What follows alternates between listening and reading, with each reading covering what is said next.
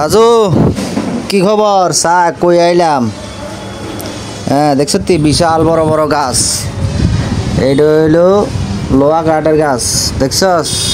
একটা কত মোটা মোটা, বিশাল বড় বড়, লম্বা আর মনে 40 ফুট লম্বা, সোজা, একদম সোজা।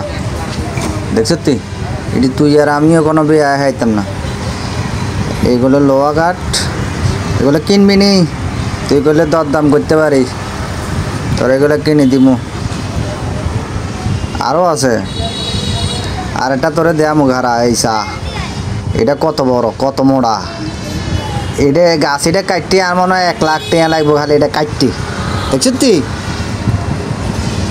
এটা দিয়ে জীবনে সারি যেতে পারবি, এটা যদি তোর হয়ে যাবি